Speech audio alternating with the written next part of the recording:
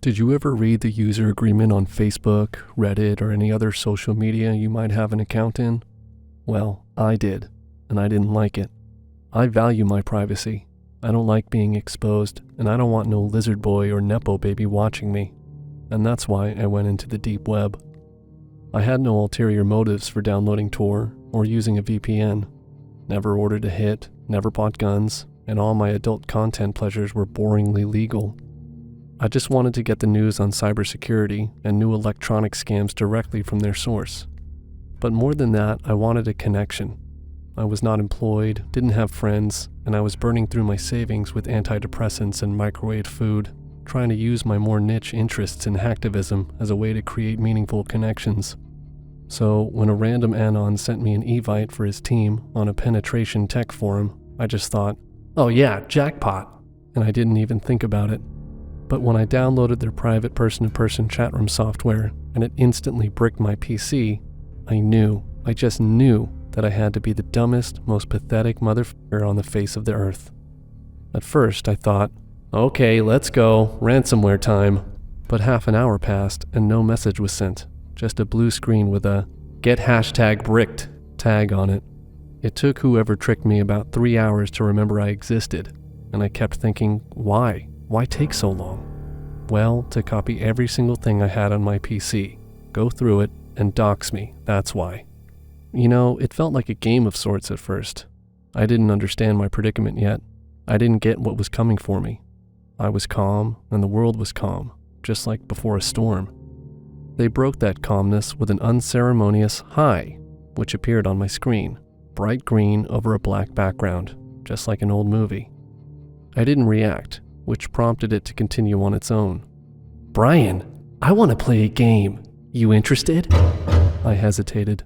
It knew my name, my real name. I felt myself starting to slip out of reality. "I'll show you some footage, and you'll help me decide what I do with my pet. You game?" I wasn't game. I wasn't game at all.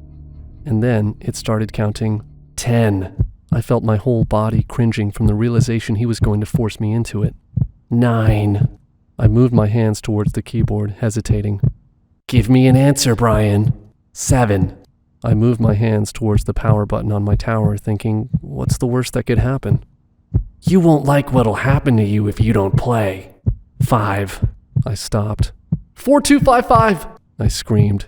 It was my address, at least my house number. "Just type yes." And that I did. And then it began. A video software popped up, with a 1 to 6 counter instead of a pause button. At this point, I expected gore, maybe disturbingly graphic, but it wasn't that. It wasn't that at all. It was a video, grainy and with poor audio, of a man sitting behind a bush in the dark, watching as this guy who was maybe in his late 20s walked by him. The man was breathing heavily as he held the camera and zoomed into this guy's back. The video suddenly cuts to him at his home, being watched through his window as he plays video games. "Watch and learn," popped up on the screen, covering it entirely. It went black, and then jumped to a second video, with the counter going up. It was the same man, having something to eat at a local joint. I knew that joint. I loved it. And seeing it there was intense. Really intense. I felt sick to my stomach. I wanted to stop, but felt like I couldn't, like it would know if I didn't watch if I walked out of the room and let it play itself. "Favorite foods?" it said, before repeating the same process. The videos went like this until number 4, covering mundane things, getting increasingly close to the poor dude, and even talking with him in number 4. At number 5, however, it escalated. It was night, and the dude was being followed, slowly at first, with him sometimes glancing back as if he knew something wasn't right, but then really fast and running when he decided he wanted to do something about it. That guy went far, further than I would have been able to if I'm being honest. He ran for a solid mile and even climbed a fence before being caught, but he was caught nonetheless. "He had his shot," the video said, before jumping to number 6. Number 6 wasn't long. It was a video from a dark cell with a man inside, the same man that was being followed. The video was sped up many times over, with at least a few hours going by as he slept. When he woke up, he staggered towards a door, banged on it a few times, and then fell towards the door when no one answered, sobbing. "Most dangerous game officially tamed," appeared on my screen, with "Hooray!" and fireworks sound effects. A 6-sided die appeared, with a list under it. 1. Death. 2. Acid. 3. Saw, leg. 4. Saw, arm. 5. Stick. 6. Freedom. Play. I knew what it wanted to do, but I didn't know why. I thought about asking. I even moved my hands toward the keyboard, but then it repeated, 4255, play. And play I did. The die rolled for an obnoxious amount of time, with sound effects and everything, finally falling on number 2. And only then I realized what was about to happen. I got up. I thought, no way in hell I'm seeing this, it's over. But before I could even look away, someone just opened the door and threw a liquid-type substance at him. It was acid, like actual acid, with him squirming around for a while as his muted screams echoed through my screen, chilling my soul in a way I thought nothing could ever top. But I was wrong. Once the man stopped agonizing, the camera stayed on him for a few minutes, and then a new phrase appeared. "Thanks for playing. See you in our next game." The screen flickered, with a still image of my front yard appearing. I'm sure there are some out there who've never accessed the dark web, and probably a fair few who have either never heard of it or think it's a myth. I can assure you, though, it is very real, and depending on how you use it, potentially very dangerous. Accessed through a series of VPNs and specialized servers, the corner of the dark web where I do most of my work is basically a marketplace, an Amazon for the illicit, the illegal, and the hard to find. Ask any police officer, and they'll tell you that nowadays, a huge chunk of the incidents involving weapons, drugs, or exploitation will in some way be traceable back to someone having supplied those things through the dark web. Though of course those products and services are small fry compared to what I do. While buying and selling illegal contraband products can be lucrative, the real money nowadays is not in solid real-world products. The real money is in information. Information is valuable. Data very expensive, and secrets? Well, secrets are worth more than gold, if you know where to mine for them. What most people don't realize is that the only place that a secret is really a secret nowadays is inside your head. If you say it out loud, if you type it anywhere, tell anyone, or send it over the internet, it's no longer a secret, and we can access it. My company and site, Cross Your Heart, sells those secrets to the highest bidder. You give us a target, and we, for a price, will give you a digital secrets box, telling you at least 15 things that this person would not want exposed, with evidence. Private things, conversations, opinions, and sometimes sins that they think they've covered up, but which I and my team can easily access. The process works by trawling. People think, for example, that when they use a VPN or incognito, they're hiding their online activity, not realizing that it's all recorded with the Wi-Fi owner and that they could still see what you accessed. If we hack that Wi-Fi provider, we can see it. People think that using encrypted messaging apps will help, but they only guarantee encryption on either end. If you pay people who work for the companies to intercept, you can view any message. The same goes for bribing people in the security services. If you have people on the inside, then you can get access to it all. Nothing you have ever said or written is safe, and at any point I could access it and use it against you. A terrifying thought, right? Once we've amassed the information from every possible source, social media, messaging apps, phone records, bank accounts, secret voice recordings, CCTV footage, every line of a person's digital portrait, we then give that info to an AI program that will sift through it and present anything it deems as being a possible secret, anything that was deleted that you've tried to hide or cover up. It then condenses that into a single secrets box, a list of everything you never wanted people to know. The client then pays for the passwords, the keys to this box. Our services have exposed affairs, crimes, dangerous opinions, and very, very private habits.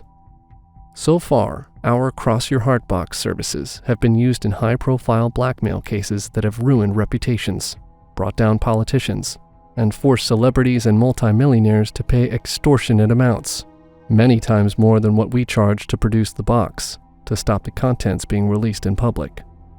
Recently, though, we've encountered a problem. You see, while it's very lucrative to expose people's secrets to those who want to know, there are some people whose secrets are very well protected, and perhaps too extreme and too hideous to be exposed or viewed at all. I, of course, cannot name names, but we were hired recently to investigate one very well-known individual and to produce a secrets box for him, showing the things he's done and said that he would not want others to know about. Usually, a box contains about 15 statements of fact, 15 secrets with evidence. This one has over 500. Things that are supposedly so awful they could send the viewer mad. It's said to include horrific, graphic photos and to involve acts so heinous that they would turn the stomach of anyone who looked at them. Not only valuable, but dangerous. I wouldn't know. I haven't opened the box. So far, 16 people have, including the person who asked for it to be made in the first place. I have not heard from any of them since. Their digital trails have gone cold, and despite several trawls of information, I've not been able to find anything on them. It's as if they not only simply fell off the face of the earth, but someone is erasing any trace that they ever existed at all. One of them, in the hours after opening the box, would not tell me what was inside, but said only that, "In all of the dark web, that is the darkest corner. It's like a black hole that just goes on and on forever." Another, when I asked what was inside, gave only a one-word answer. "Evil," he whispered quietly, before he disappeared. The box, unopened since, remains on a dark server. It's protected by multiple layers of security and passwords, though I'm not confident that even that will keep it closed. After all, nowadays, nothing stays secret for long. I had just graduated university and was drowning in student debt, so I decided to move in with my older brother Max until I could afford a place of my own. The last time I'd actually seen him was 5 years ago, at his wedding. He'd married this awful woman named Naomi. I knew at the time that she was a gold digger, but I was too afraid to say anything. After the wedding, Max cut off all contact with me and the rest of our family, all thanks to Naomi. I didn't hear from him again until after they'd divorced. But even then, he wasn't the same. It was like his spirit was broken. Honestly, I was surprised that he agreed to let me move in.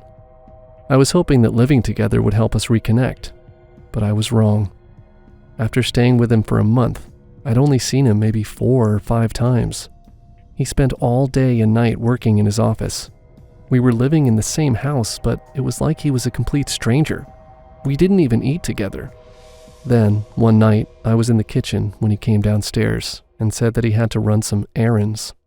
I thought that was really strange because it was 11 o'clock at night. I tried to ask him where he was going, but he said he didn't have time to explain. He reminded me once more to stay out of his office, and then he ran out of the house. The next morning, I noticed that his car wasn't in the driveway. I tried calling him, but he didn't answer. I could hear his phone ringing from inside his office, meaning that he'd left it behind. I knew I wasn't supposed to go in there, but I didn't have a choice. I was worried about him. So I opened the office door, surprised that he'd left it unlocked. All the lights were off, but his computer screen was still glowing. He'd kept his browser open, and it was clear that he'd gotten into some weird dark web stuff. I saw some sort of web page, mostly black, with a couple dozen tiny logos of different weapons, everything from ropes to explosives. 4 of the weapons were highlighted: chains, a baseball bat with nails sticking out, 2 different knives, and a blowtorch. Those were the ones he'd selected, and at the bottom of the screen was an address and a price: 600 bitcoins. I took a photo on my phone and then ran to my car. If my brother was mixed up in something illegal, I had to stop him. Armed with some mace, I drove to the address, which was an old warehouse just outside town. The place looked completely abandoned, except for Mark's car parked behind some dumpsters. I instantly regretted not calling the police. This was not a safe place. But it was too late now. I had to go inside and see for myself. I crawled through a gap in the chain-link fence and found a side entrance that was unlocked. Very quietly, I snuck inside. The inside of the warehouse was divided into several dark rooms, each filled with old factory equipment and metal cages. It was very quiet, except for a soft clinking of chains from somewhere in the back. I followed that sound until I made it to a metal door. I gathered up my courage and stepped inside. Right away, I saw a woman chained to the floor. Half of her face was horribly burned, but I could still recognize her. This was Naomi, Max's ex-wife. She was so out of it that she didn't notice me at first. In front of her was a table covered with the weapons that Max had ordered on his computer: the knives, the baseball bat, and the flamethrower. I was so disgusted by what I saw that I was frozen in place. Suddenly, Naomi's chains banged against the ground. She'd seen me. She reached forward, silently begging me for help, and I saw that 2 of her fingers looked broken. What had Max done to her? I scooped up the key on the table and ran to Naomi. I had to free her. I crouched down and asked her what was going on. She tried to answer, but I couldn't really understand. Still, I didn't need an explanation to know that Max had spent all night torturing her. With her fingerless hand, she gestured toward a door to the side. I assumed that Max was in there. I had to get her free before he came back. My hands shaking, I unlocked her chains and helped her stand up. She mumbled something at me that sounded a bit like, "Hurry." As I guided her toward the exit, I heard the door open behind us. Max was wearing a welder's mask over his face. He ran to us. I wanted to think that he wouldn't attack his own sister, but after what he'd done to Naomi, I didn't know what he was capable of. He was running at full speed. Without thinking, I grabbed the baseball bat on the table and swung it into his stomach. The nails dug into him, and he instantly crumpled to the ground.